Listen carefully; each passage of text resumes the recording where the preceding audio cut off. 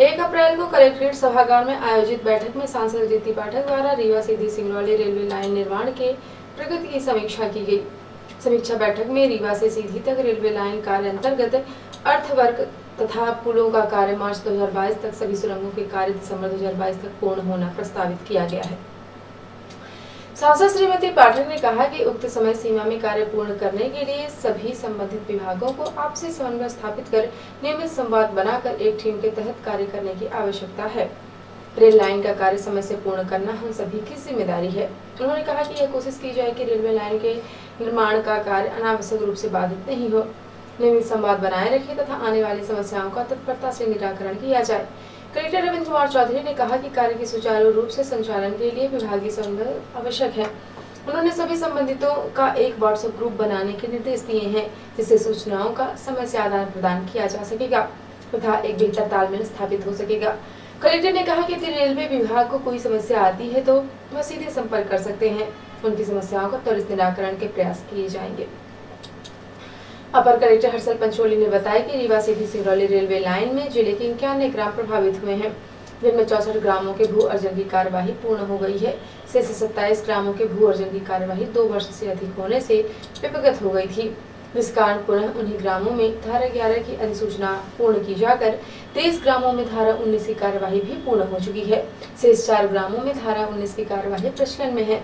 इसके साथ ही ग्राम नौड़िया के अतिरिक्त रकबे के भू अर्जन पश्चात अवार्ड पारित किया जाकर भुगतान की कार्यवाही प्रचलन में है। इसके लिए रेलवे विभाग से आवंटन की मांग की गई है। बैठक में रेलवे विभाग को अधिकृत भूमि का अलाइनमेंट मौके पर चेक करने के लिए कहा गया है तथा जो खसरे छूट गए हैं उनके भू अर्जन हेतु मांग पत्र भेजने को कहा गया है, जिससे भू अर्जन की कार्यवाही प्रारंभ की जा सकेगी। इसके साथ ही मार्ग में आने वाली शासकीय भूमि को रेलवे के नाम पर दर्ज करने के निर्देश दिए गए हैं। बिजली के खंभों को भी स्थानांतरित करने के निर्देश दिए गए हैं। बैठक में संयुक्त संचालक Sanjay tiger reserve AA Ansari, railway के एन के शर्मा, CEO जिला पंचायत RK शुक्ला सहित संबंधित विभागीय अधिकारी उपस्थित रहे। रीवा सीधी सिंगरौली रेलवे लाइन की प्रगति समीक्षा के बाद सांसद श्रीमती रीति पाठक ने NTV इंडिया न्यूज से कहा कि कोविड की वजह से पैसे की कमी आड़े आ रही है, जिसकी वजह से कार्य की प्रगति प्रभावित हो रही है। मैम, आज रेलवे की प्रगति की समीक्षा को लेकर बैठक थी, क्या समीक्षा की गई है, क्या निकल के सामने आया? देखिए, जैसा कि आप सब लोग जानते हैं कि बहुत बड़े संक्रमण काल से हम गुजरे हैं और गुजर रहे हैं, जिसमें हमारे देश की सारी आर्थिक व्यवस्थाएं थोड़ी सी चरमराई हैं और उसमें हमारे ये जो ड्रीम प्रोजेक्ट है, हमारा जो स्वप्न है रेलवे का, ये भी उससे थोड़ा सा इफेक्टेड हुआ है, जिसके कारण हमें थोड़ी सी अर्थव्यवस्था को व्यवस्थित करने में कमी आई है। आज की जो ये बैठक थी, ये मासिक बैठक थी जो मैं हमेशा इस परियोजना के लिए लेती हूँ अपने जिला प्रशासन के अधिकारियों के साथ, रेलवे के अधिकारियों के साथ। ये रेलवे परियोजना निर्बाध कैसे अपनी गति को प्राप्त कर सके, इस हेतु थी। किन किन छोटी छोटी कठिनाइयों, क्योंकि हर चीज़ में कठिनाइयाँ आती हैं, देखिए उन कठिनाइयों को दूर कर हम आपसी सहमत बनाकर रेलवे के अधिकारी, हमारे जिला प्रशासन के अधिकारी और आपसी सहमत बनाकर हम उनको आगे बढ़ा सके, ये इस विषय में बैठे। 1 अप्रैल को सांसद रीति पाठक ने कहा कि कोरोना के संक्रमण से बचाव का सबसे सुरक्षित एवं कारगर उपाय है टीकाकरण। प्रधानमंत्री श्री नरेंद्र मोदी तथा मुख्यमंत्री श्री शिवराज सिंह चौहान द्वारा देश के नागरिकों के स्वास्थ्य की चिंता करते हुए तथा उनके कोरोना संक्रमण से बचाव के लिए अभियान चलाकर क्रमबद्ध तरीके से टीकाकरण किया जा रहा है। सांसद ने कहा कि अभी 45 वर्ष से अधिक उम्र के सभी व्यक्तियों का निःशुल्क टीकाकरण किया जा रहा है। इस अवसर का लाभ लें और अपने नजदीकी टीकाकरण केंद्र में जाकर अपना और परिजनों का टीकाकरण करवाएं। सांसद श्रीमती पाठक द्वारा सभी जनप्रतिनिधियों, गणमान्य नागरिकों तथा स्वयंसेवी संगठन के सदस्यों से इस महाअभियान में सहभागिता की अपील की है। उन्होंने कहा है कि इस अभियान के सुचारू संचालन से हम कोरोना महामारी से विजय प्राप्त कर सकेंगे। सांसद द्वारा जिला विकास समन्वय एवं अनुश्रवण समिति दिशा की बैठक के दौरान 45 वर्ष से अधिक उम्र के सभी अधिकारियों से स्वयं तथा कार्यालय के अन्य अधिकारियों एवं कर्मचारियों का टीकाकरण कराने की अपील की गई है। सांसद की पहल पर उप संचालक कृषि अधीक्षण यंत्री MPEB अग्रणी जिला प्रबंधक सहित अधिकारियों ने जिला आयुर्वेद चिकित्सालय में कोविड वैक्सीन का पहला डोज लगवाया।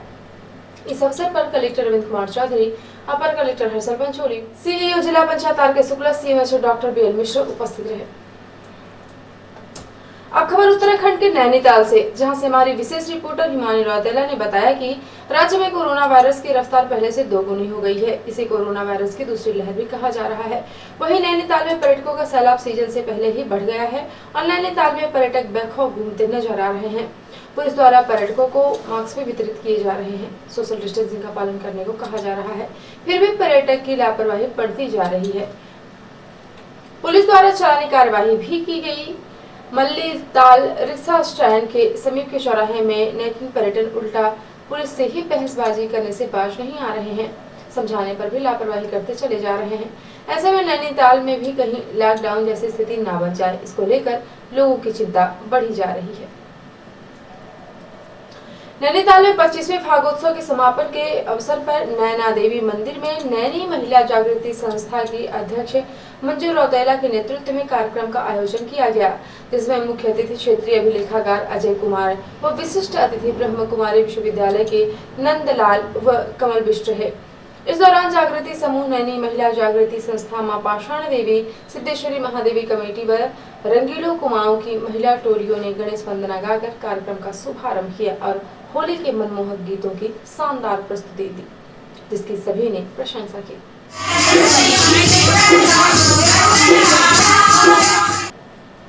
उत्तराखंड के नैनीताल से हमारी विशेष रिपोर्टर हिमानी रौतेला ने एक और खबर भेजी है। हिमानी रौतेला ने बताया कि शहरी विकास मंत्री बंशीधर भगत कैबिनेट मंत्री का दायित्व मिलने के बाद गुरुवार को पहली बार नैनीताल पहुंचे। उन्होंने सूखाताल में भूमि पूजन किया। नैनीताल पहुंचे मंत्री बंशीधर भगत के नैनीताल पहुंचने पर भाजपा कार्यकर्ताओं ने उनका जोरदार स्वागत किया। इस दौरान भाजपा युवा मोर्चा द्वारा हनुमानगढ़ी से लेकर नैनीताल क्लब तक बाइक रैली का आयोजन किया गया, जिसके बाद नैनीताल क्लब पहुंचकर पदाधिकारियों ने बंशीधर भगत को पुष्प गुच्छ व माला पहनाकर स्वागत किया। अपने निजी दौरे पर नैनीताल पहुंचकर कैबिनेट मंत्री ने सूखाताल में पुनर्जीवन योजना का 25.12 लाख की लागत से भूमि पूजन कर खोला और शुभारंभ केवल एनिवर्स योजनाओं का उद्घाटन किया। इस दौरान कबीना मंत्री बंशीधर भगत ने कहा कि उन्हें नैनीताल काफी पसंद है और उन्होंने अपनी राजनीति की शुरुआत भी नैनीताल से ही की थी। 27 करोड़ रुपए की लागत से सूखाताल का जीर्णोद्धार हो रहा, सौंदर्यीकरण हो रहा। जब देख लेंगे इसको बनने के बाद तो कल्पना नहीं कर सकते कि कितना सुंदर बना।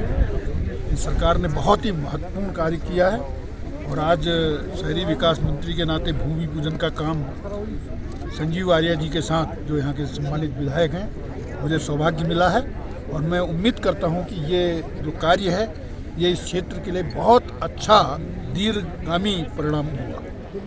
कार्यक्रम के दौरान बंशीधर भगत, संजीव आर्या विधायक नैनीताल, आनंद बिष्ट मंडल अध्यक्ष नैनीताल गोपाल रावत, अरविंद पडियार, भूपेंद्र बिष्ट, दया किशन पोखरिया, देवेंद्र ढेला, पूर्व जिला अध्यक्ष भाजपा जीविंत भट्ट, जिला अध्यक्ष महिला मोर्चा शांति मेहरा, पूर्व कुंदन बिष्ट, मनोज जोशी, तुलसी कठैत, तारा राणा, कंचन पंत, प्रमोद शुयाल, मोहन नेगी भी शामिल थे।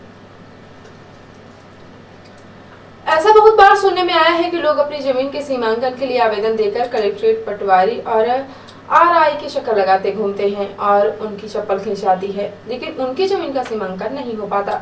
लेकिन एक ऐसा मामला सामने आया है जिसमें आवेदक ने न तो अपनी जमीन की सीमांकन के लिए कोई आवेदन दिया और न ही विरोधी पक्ष ने ही सीमांकन के लिए कोई आवेदन दिया, लेकिन आरआई और पटवारी ने गांव में पहुंचकर जबरिया एक विधवा महिला की जमीन का उसके बिना सहमति के सीमांकन कर दिया और उसकी जमीन के 5 नंबर से 3 नंबर काट के महिला के विरोधियों के नाम चढ़ा दिया, जिसकी फरियाद को लेकर पीड़ित महिला गिलहुआ जायसवाल निवासी ग्राम बखवारी दर-दर भटक रही है। अब तक इस विधवा महिला ने जिले के कलेक्टर के साथ जन सुनवाई और मध्य प्रदेश के मुख्यमंत्री से अन्य पदाधिकारियों को 50 आवेदन दे चुकी है। बावजूद इसके इस विधवा महिला की फरियाद सुनने वाला कोई नहीं है।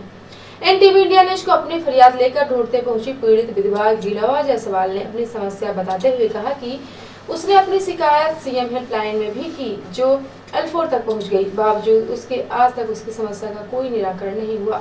उसने आरोप लगाया कि आरआई और पटवारी उसकी जमीन को लुटवाने का काम कर रहे हैं, लेकिन शासन प्रशासन कोई उसकी फरियाद सुनने वाला नहीं।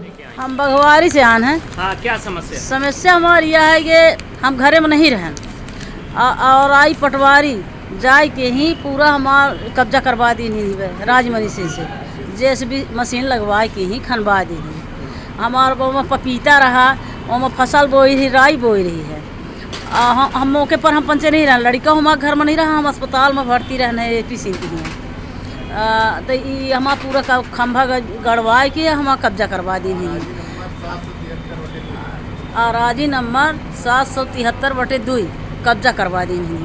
और 3 नंबर के ही ओकर पेशी चलत रही तो पेशी बंद पर ओकर पुष्टि कर दी, पुष्टि के 3 नंबर के ही करी, 2 नंबर के ही 5 नंबर की हमार ज़मीन है और 3 नंबर की हम क्या चाहती हैं आप? हम चाही थे कि ये 773 जौन ले ली नहीं तो हमार दे दिन जाए, हमार देवावा जाए। इसकी शिकायत आपने कहीं की है? शिकायत का 50 ठाइया अर्जी दिन है, हर मंगल कर दे रहन कलेक्टर साहब की यहाँ, अपर कलेक्टर का दिन है और तहसील में दिन है, तहसील में ये मंत्रियों को भी दिए हैं क्या? हम मुख्यमंत्री को दिन हैं जी हाँ। तहसीलदार के अर्जी लगा रहे हैं कि हम पुष्टि ना हो तो जबर चोरी में पुष्टि कर दिन है। क्यों ऐसा कर रहे हैं? वो लूटा के खीतिन हमार जमीन कब्जे पट्टे की करल है, गरीब महिला की खातिर जानकारी से या कोनो आपत्ति। क्या नाम है आपका? हमारा गिलुआ नाम है। कहाँ के रहने वाली? बघवारी के यहाँ है। तो हमार लूट लेनी हमार देवाई जा जमीन, महिला हैं विधवा हैं, ऐसे ही हमार लूट लेनी जमीन। पीड़ित विधवा के लिए जयसवाल चाहती हैं कि शासन प्रशासन उसकी समस्या की न्यायपूर्वक जांच करे और जो सही हो उसके अनुसार न्याय करे और उसकी जमीन उसे वापस दिलाई जाए। विगत लंबे समय से अपनी जमीन के टुकड़े को पाने के लिए दर दर भटक रही इस विधवा महिला की फरियाद जिले के शासन प्रशासन को सुनना चाहिए, जिससे लोगों का न्याय से भरोसा न उठे और पीड़ित महिला को उसका अधिकार मिल सके। जिला मजिस्ट्रेट रविंद्र कुमार चौधरी ने आदेश जारी कर जिले की लोक शांति व्यवस्था को बनाए रखने के लिए एक आदतन अपराधी को जिले की सीमा से निष्कासित किया है। जारी आदेशानुसार छंगू उर्फ रविंद्र कुमार सिंह चौहान पिता ब्रिजभान सिंह चौहान उम्र 33 वर्ष निवासी गाड़ा थाना कोतवाली सीधी जिला सीधी को 6 माह के लिए जिले से निष्कासित किया गया है। जारी आदेशानुसार उक्त व्यक्तियों को 48 घंटे के अंदर संपूर्ण सीधी जिला एवं सीधी जिले की चातुर्दिक सीमा से लगे जिला सिंगरौली, रीवा, सतना एवं शहडोल जिले के राजस्व सीमाओं से निर्धारित किए गए समय की अवधि तक के लिए बाहर चले जाने एवं अपने आचरण में सुधार करने और बिना सक्षम आदेश प्राप्त किए उक्त अवधि में उपरोक्त जिलों की सीमाओं के अंदर प्रवेश नहीं करने के लिए आदेशित किया गया है। इस आदेश का उल्लंघन करने पर मध्य प्रदेश राज्य सुरक्षा अधिनियम 1990 की धारा 14 के अंतर्गत कार्यवाही की जाएगी। और अब पेश प्रादेशिक हलचल। छिंदवाड़ा आज रात 10 बजे और बैतूल खरगोन में शुक्रवार रात 8 से सोमवार सुबह 6 बजे तक बंद रहेंगे बाजार, घर से नहीं निकल सकेंगे लोग। मुरैना में कारोबारी ने पत्नी बेटे और बेटी की गला काटकर हत्या की, फिर खुद भी फांसी पर लटका।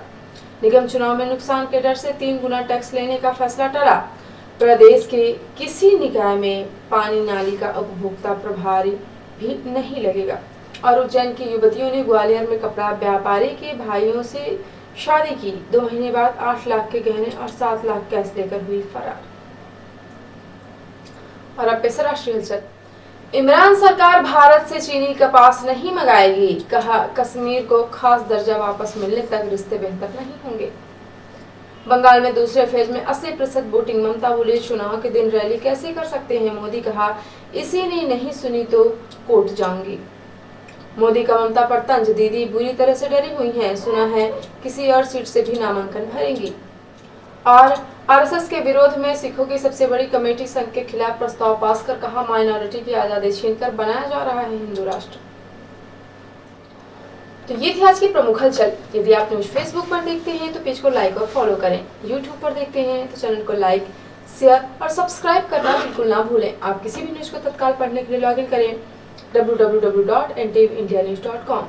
सीधी एवं बिंदी की प्रत्येक न्यूज का अपडेट अपने फोन पर पाना चाहते हैं तो आप प्ले स्टोर से हमारा app NTV India news download करें और जुड़े रहे प्रयास पास की समस्त गतिविधियों से NTV इंडिया न्यूज के साथ। नमस्कार।